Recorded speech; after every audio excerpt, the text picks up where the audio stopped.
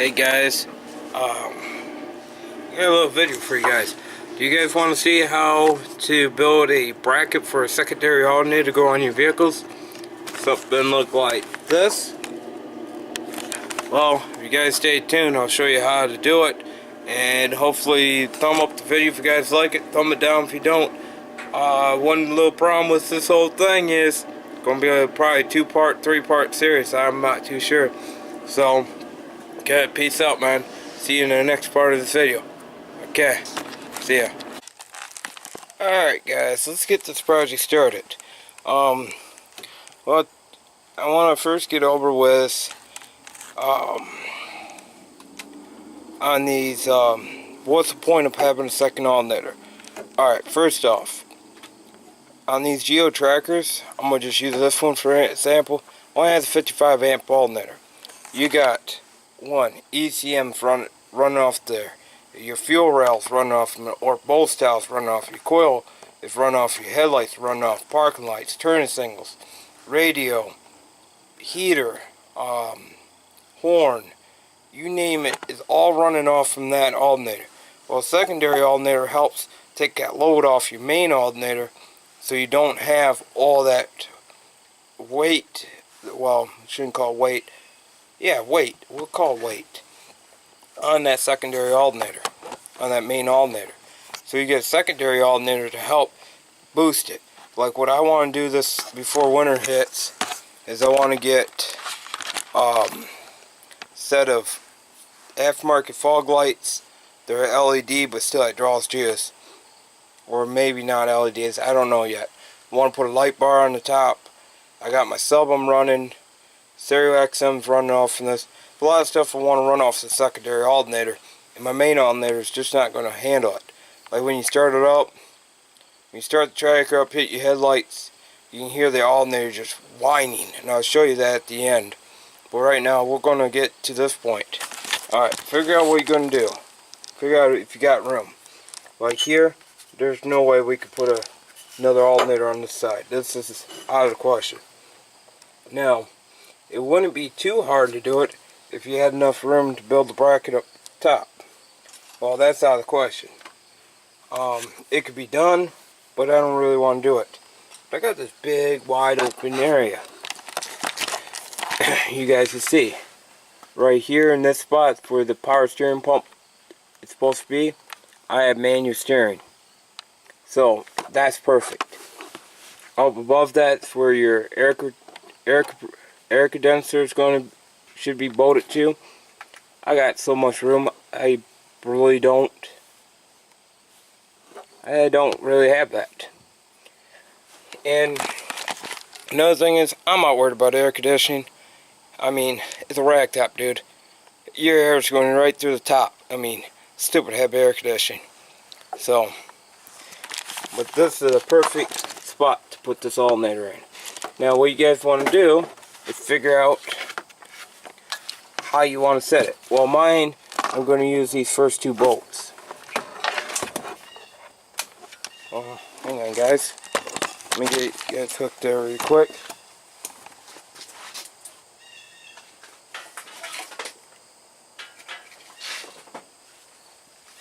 Alright.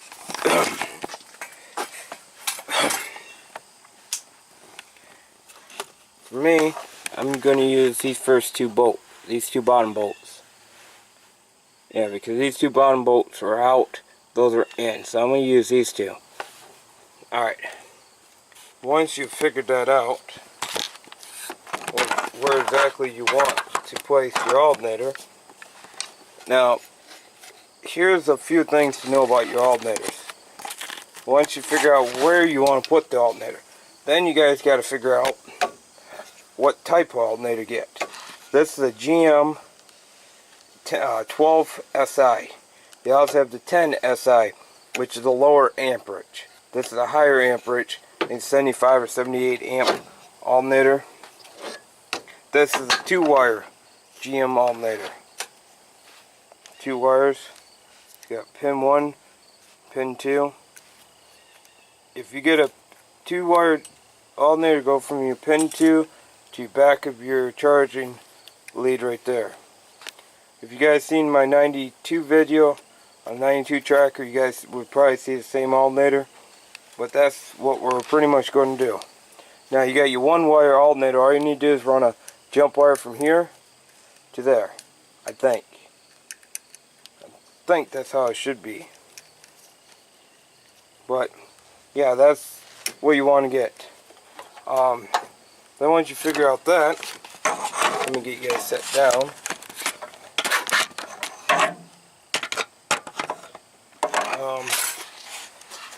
For me, I got a scrap belt.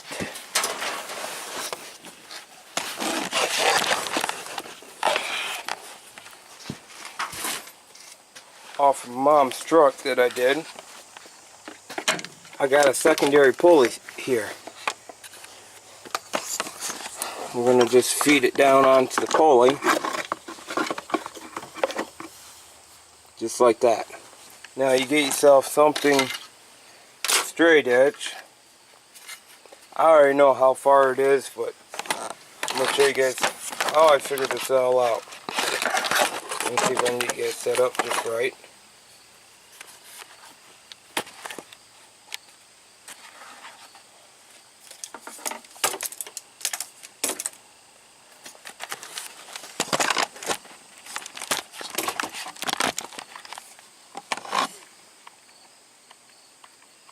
There you go. And what you want to do is take this belt, the belt we just put on this vehicle, take your straight edge. I use one of these contractor plier things. Lay your belt on top of your square. And make sure that square is darn level. You guys can't see crap what I'm doing here.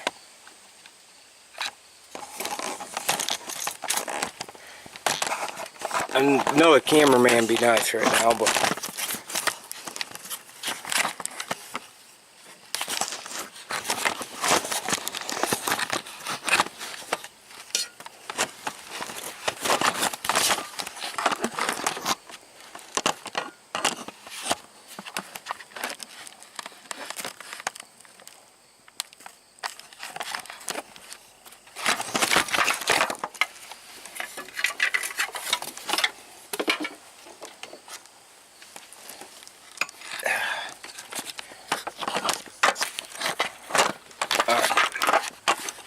now, take your square.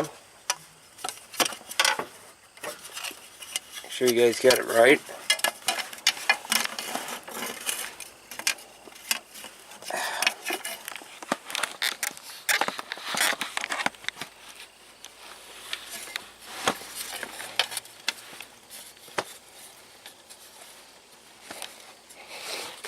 Alright, make sure the belt's on the pulley.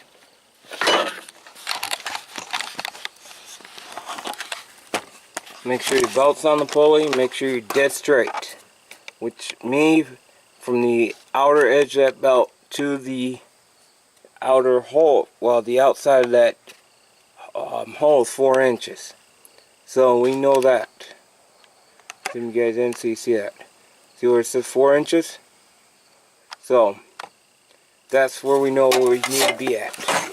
Now, take your GM alternator, get a level surface, or use your vehicle to do this. You guys up on the tripod.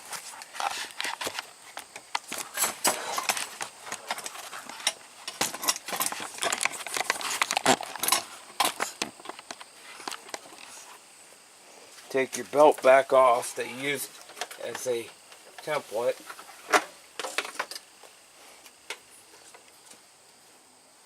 Get it laid up on your alternator. Take your square, whatever you used. Make sure that belt's tracking pretty straight. And we're looking at a 1/2 inch gap. Alright, so we know we got to go 4 inches from where the belt's at. The belt to back where the stud's at. It's 4 inches. Alright, that ain't bad. So you're going to have a 1/2 inch gap. Alright, now you got to figure out how to mount this to there. Alright, so we got a 1/2 inch gap. We know it's 4 inches from the outer edge of the belt in. So, knowing those facts, here's what we have. I'm using 1/4 inch steel, so it's a little stout, so don't bend. Alright, this is 1.5 by 1/4 inch. 1.5 wide by 1/4 inch. Alright, we can take this and put it here.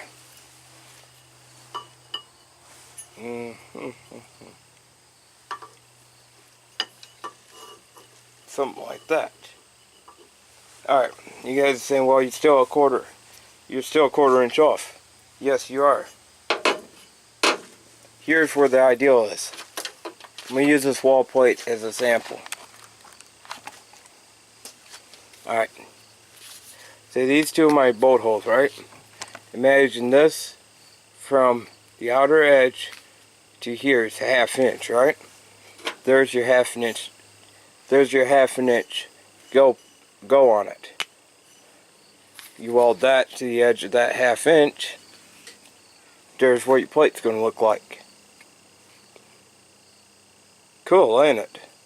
What are you guys saying? Well, how far do you know where the block? How far out do you make the alternator from the block? Well, that's the other cool part of it. I've got a little picture diagram here. I know, don't drag on my diagram now. This is what it's going to look like. I already know from this bolt hole to the outer is 4 inches. That's not bad. From the plate to the center, I know what it is, and I'm going to show you guys what it would be.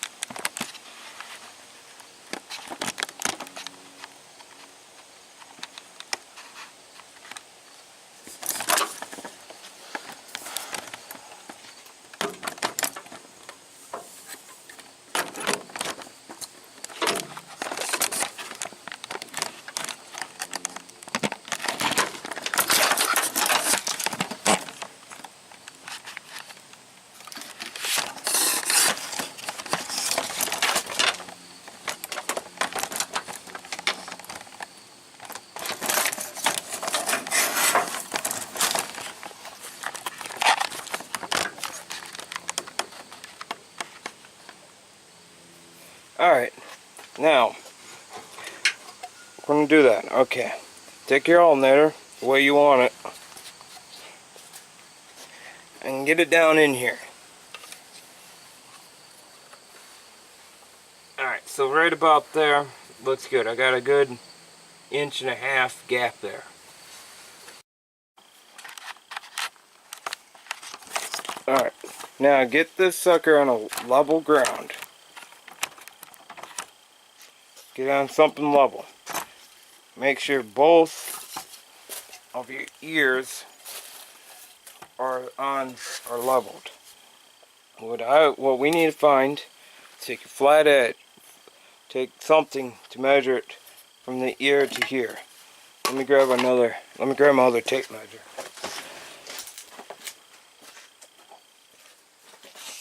Alright. From the level surface up. make sure this alternator is pretty darn level. You don't want to screw this up. From the edge is 2.5, so I said about 1 inch, so it makes that would kick that alternator up in the air by 3.5 inches. So we know now 3.5 inches out, but I will make it even, make it 4. So you can always adjust it. You can always adjust it that way. You can always adjust your alternator going the other way. So I'm gonna make it even 4. So we now know some dimensions. Look, give me a second. Alright. So we now know, let me find something to write on. Alright. We now know on this, from here to here, 4 inches. Okay, we do know that now. Okay. From the alternator pulley back to that little hole is 4 inches. So we do know those two now. Now, what we don't know is the hole. What we do know, the hole here. We do know we're going with 1/2 inch more. Now, we do know we're going to 1/2 inch more. So we got our out, our in. So we got our out, going out, or going in, which also that'd be 1/2 inch too. So that goes to that too. So we know what the in, the out. Well, we do not know this variable here yet. We don't know what that's going to be until we make this bracket. But we are going to put a, you guys somewhat see, a brace here. Even though this is an angle iron, you still want to brace it. Alright, now, what you need to do is go back onto the motor, and we got to figure out where our spacing's at and where our thing's going to be at. Alright. Alright guys, we're back at the motor. Now just take this piece of paper we're using and put it right down on your bolt holes. I mean, if it works, it works. If not, we can add some grease to it.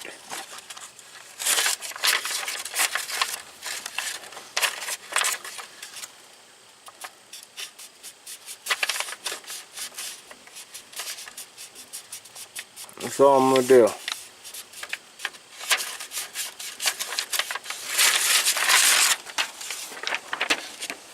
Now we got our marks. So, you guys are going to need a pair of scissors.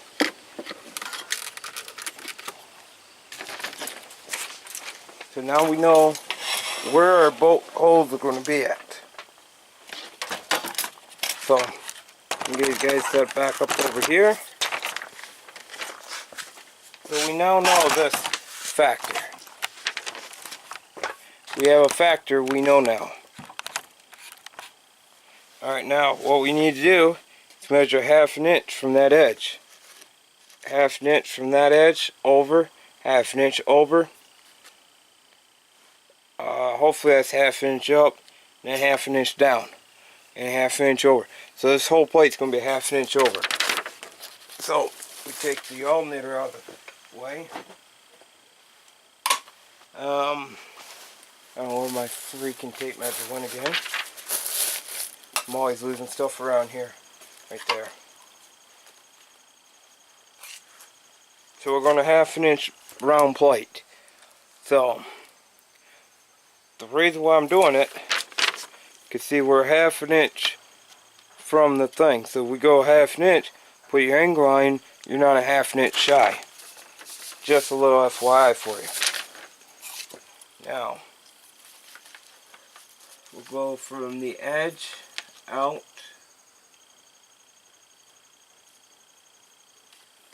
I'm having a hard time seeing tape measure, guys.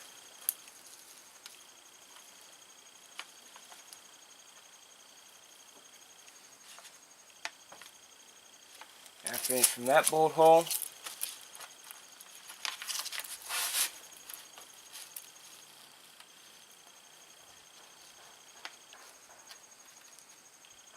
Half inch from that bolt hole. You want to do this all the way around it.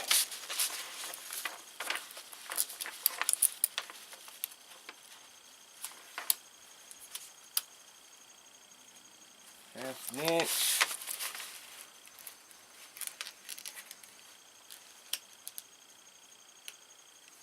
Half an inch.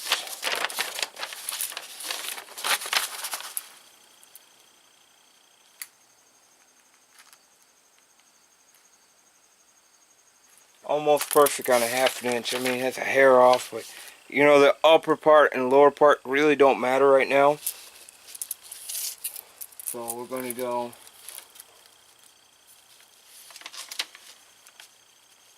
right in here. Alright, now since you got it all marked out,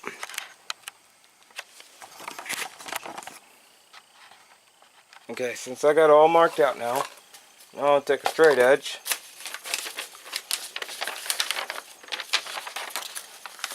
We'll just lay it down on my half-inch mark holes.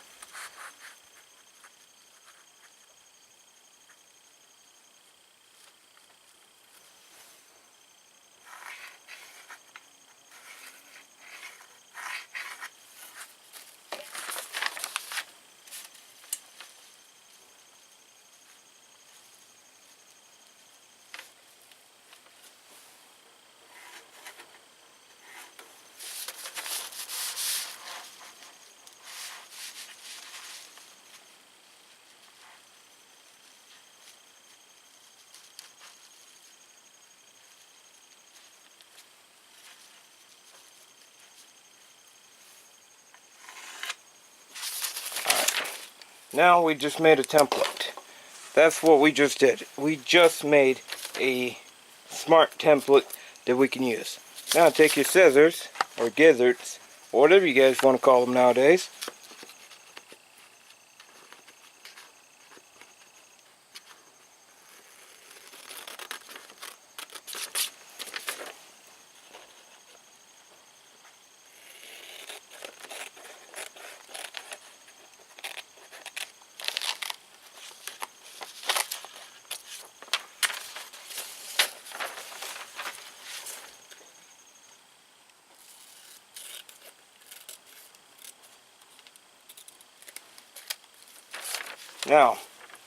Now we know what all the variables are going to be.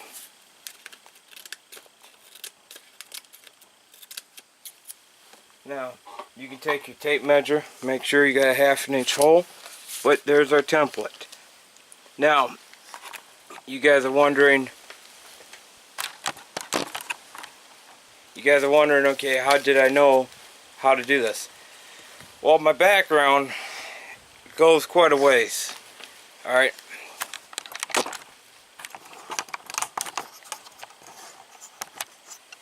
It's just not in cars. We'll just put it that way.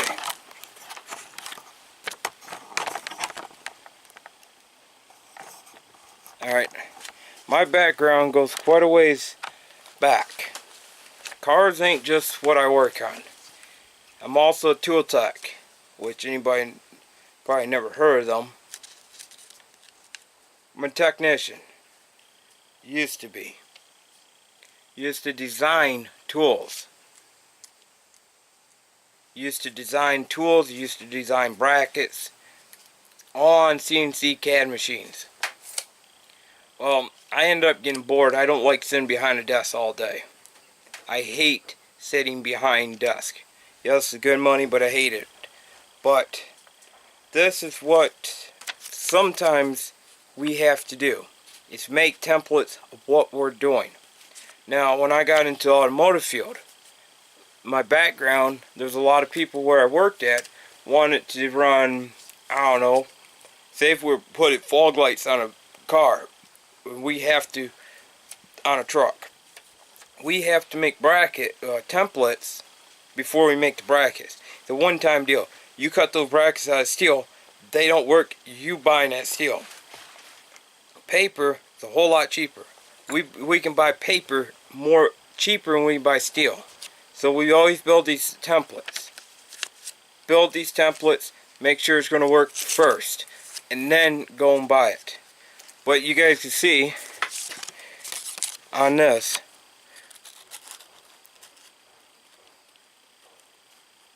we are really close to ½ an inch all the way around. Now, imagine this is my angle iron. We put this on here. We weld this on here. 1/4 inch of it. There's your bracket.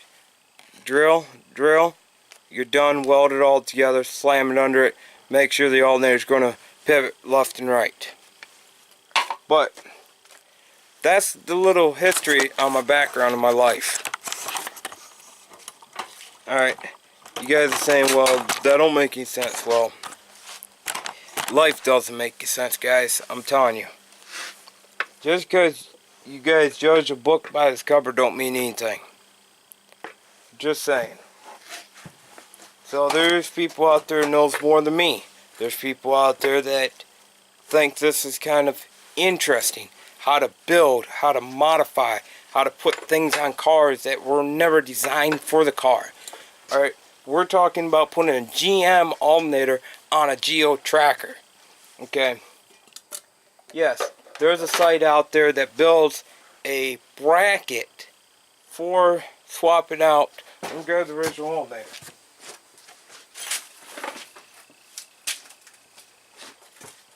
For swapping out these junk Geo tracker alternators. Yes, this is original from the 95. There's the original alternator. 55 amp alternator. If anybody didn't believe me. But other than that, there's a bracket out there. It's called lowrangeoffroad.com. They specialize in the Zukis, Toyotas, Samurais, all these funny looking vehicles. Alright. Now, there is stuff out there you can Toyota axle swap. You can Toyota axle swap your Geo trackers to get you the front drive shaft and the rear, well, the front solid drive pig in the front. You can put a solid axle in the front and be a Toyota solid axle in the front and rear. So it gets rid of that junk import axles. There's also adapter plates to put a Toyota transmission onto a Geo tracker engine. So there's a lot of stuff that people do. It's just not one of these, oh, this idea is never going to work. It's worked before. Give me a second, guys. Alright. For those who are wondering, it can be done, okay? Don't think anything can't be done. Here's one of my brackets that I built for the Geo tracker. This is for the upper, there's a hole to adjust it, just to slop around a little bit, in and out. Well, this wasn't really adjustable. You had to put washers or spacers behind it and adjust it out. I never really made the arch style. Well, this round I'm going to use they use it for fence gates. They're buckles, eye bracket buckles. I don't know what they're exactly called, but that round is what I'm going to use to tighten up the play in the belt. Tighten it, pushing it or pulling it. Well, more pushing it than pulling it, but still, this is a bracket I built. This bracket's probably 5-6 years old, and it still works. It's still holding. It's out of really thin sheet metal. I think it's 3/8. Where's a 1/4 inch? No, it's smaller than 1/4 inch. It's 1/8 inch steel. This is bed frame steel I had laying around. Yes, it will stick welded. For those who say stick welders are not strong, well, that sucker held for many years, and that ain't bad. I mean, there is no cracks, no nothing. It's held for many years on that 92. and that went up through the tops of my alternator.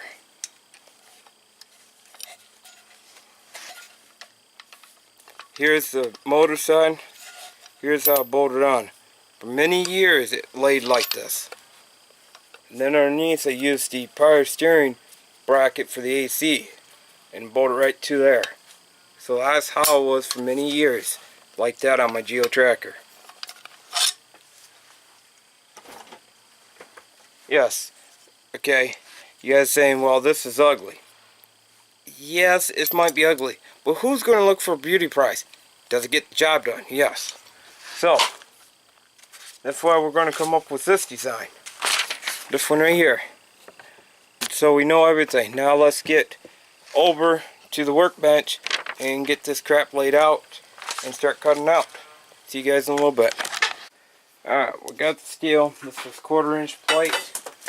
Now, what we're going to want to do is take this bracket we made. You can lay it up here, and that ain't good. Hold up. Alright, so we're going to have to go this way with it. Now you guys can do this.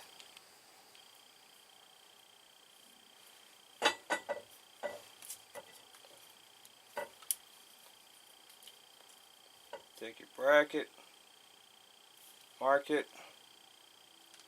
Never good to trace card paper. And just do that. Alright. I forgot my teeth, so I'll be back in a second. Alright, once you dot it, or the other thing you do is take your piece of paper.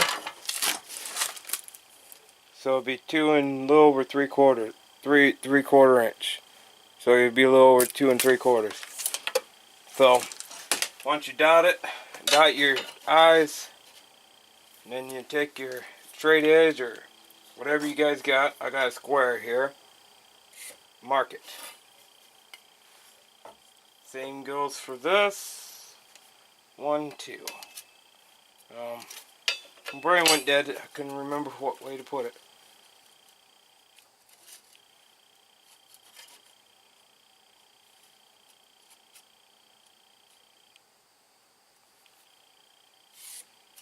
Okay.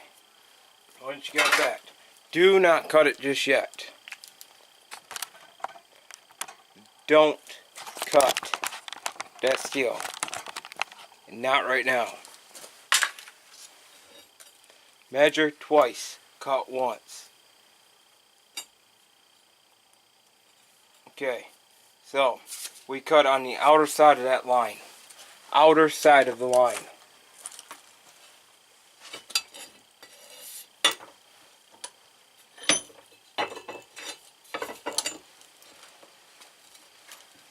Now for somebody short like me,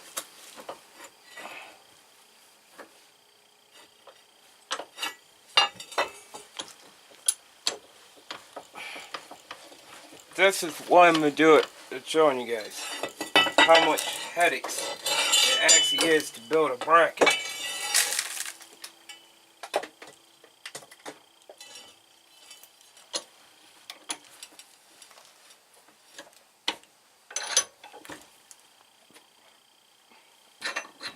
Alright.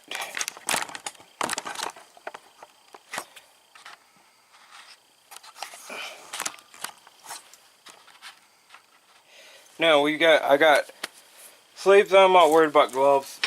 Not that worried about gloves. Now I do have my guard on my thing. I'm not that stupid just yet.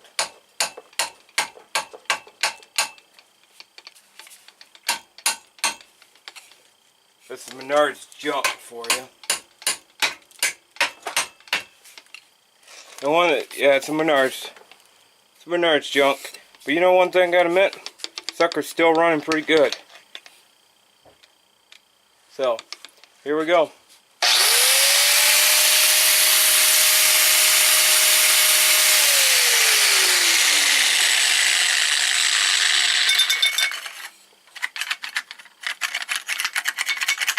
Menard's junk.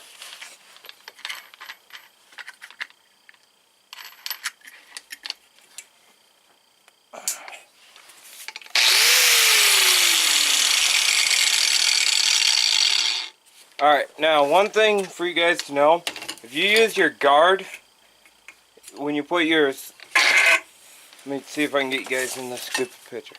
When you use your, you can use your guard as a guide to guide cut.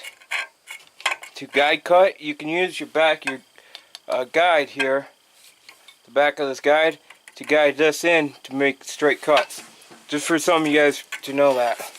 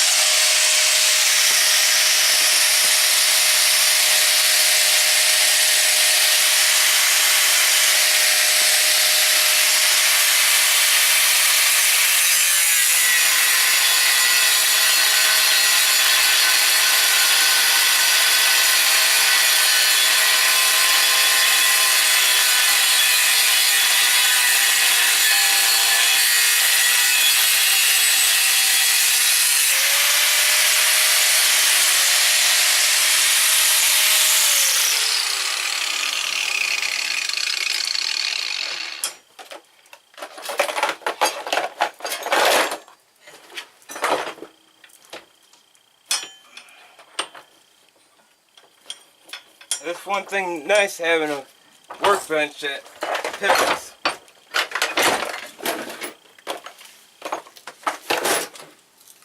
Now we can cut.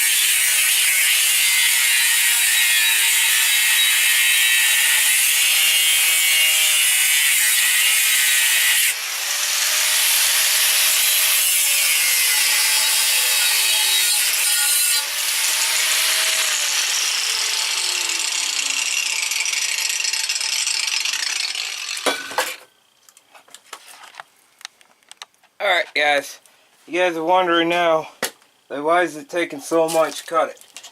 Well, this is 1/4 inch plate here. And I think this is my hardened steel 1/4 inch. And if it is, it's going to be a fight to drill through it. Just saying. But you want, if you're drilling 1/4 inch or up, get a freaking big grinder. See this scale here? I don't have any blades for it for some reason. But I would have used her today. But anything that's 1/4 inch and up, you need a bigger drill. Or a bigger grinder. But there's our warm piece.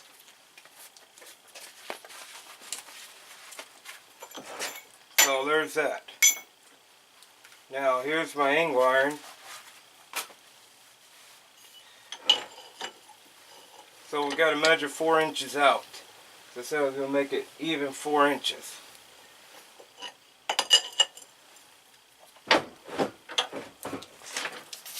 So we're going to measure 4 inches of it out. I think this is what, an 8 inch? Yeah, it's an 8 inch piece. So I have 4 inches left over of this steel.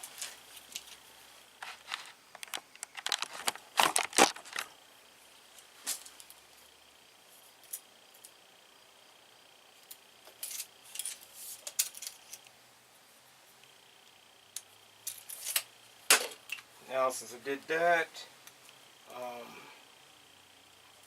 can't find something I'm looking for. There it is.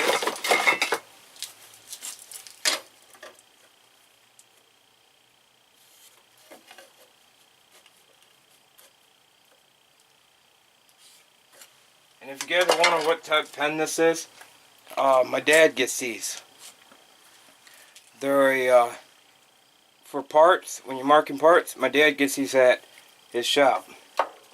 He just takes them home on accident, and I ended up needing one. He just basically he has like 2 or 3 of them, but that one he got it was in his pocket, so he brought it home with him on accident. Well, I never gave it back to Dad to give it to the shop, so I took it, not him. But here we go.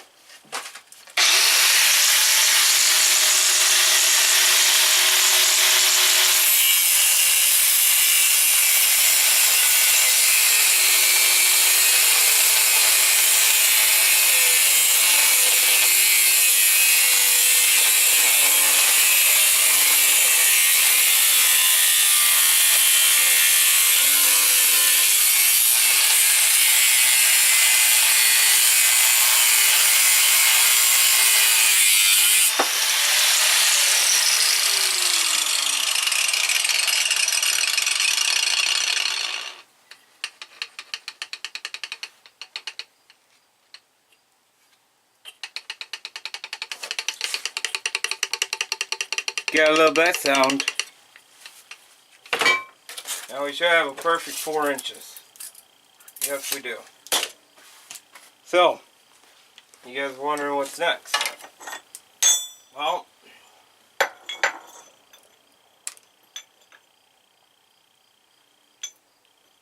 next is just making sure that we got everything done.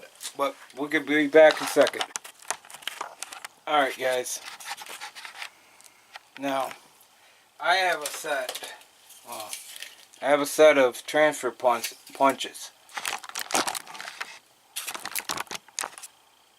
Now what you guys want to do is take your template you guys made, put it back on your piece of steel. Okay? That way there it gives us where we need to go. Find a transfer punch the size of that hole.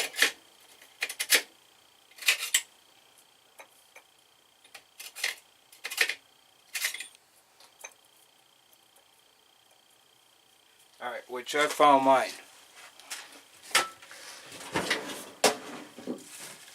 Take a hammer, transfer punch, and make sure you're dead center of those holes.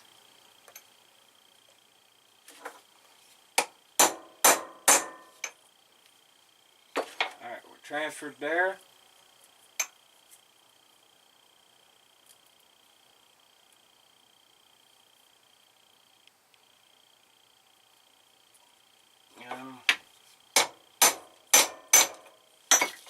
transferred there. So there's our 2 marks.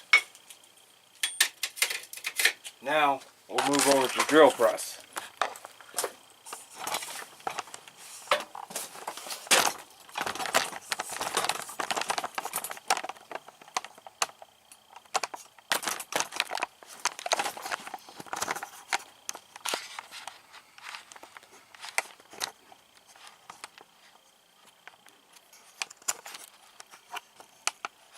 Alright, now we're over to the drill press.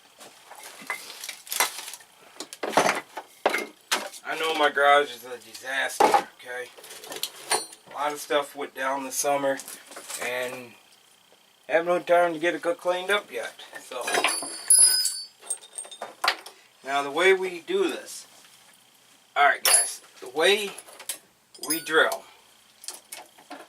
A lot of people disagree with this, but this is the way I found the easiest to do it.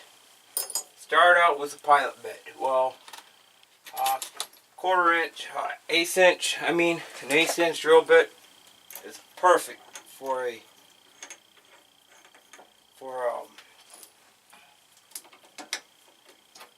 pilot bit.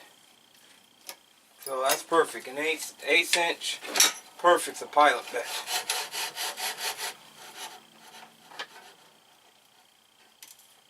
You never ever want to start with your biggest drill bit you have. Now we're perfect there. Let's see if we got juice.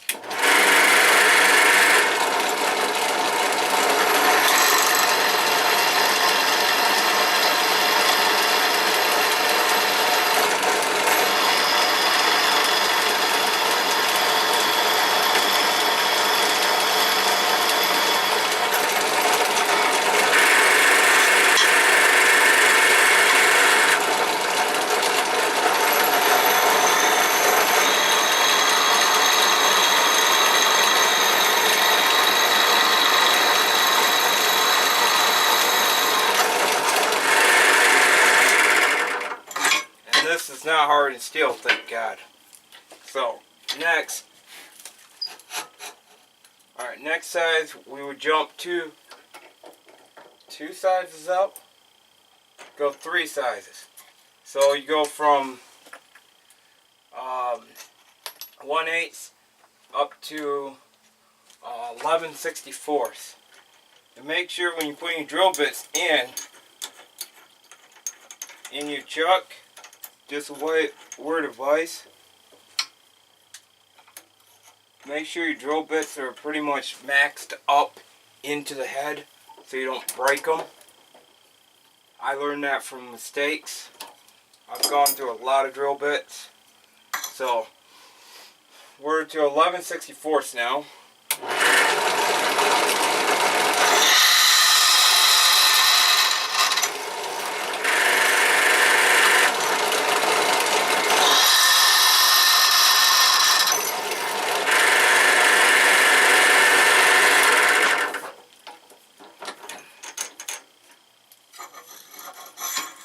Alright, so we're 11/64. Now we'll drop our table down some more. The drill bits are going to get bigger now. I don't know what the ending size is going to be. Looks like it's going to be 3/8 inch hole. About a 3/8 inch hole. So we'll jump up to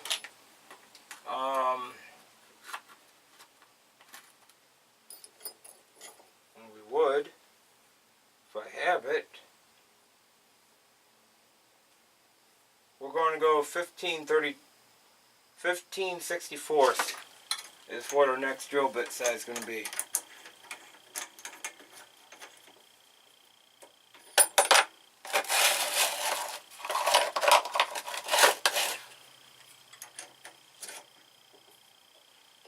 So that's in there.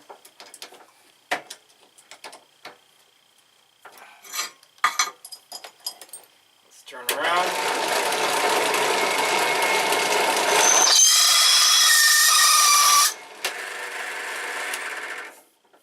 Nope. And I do not think I have any more good bits like that.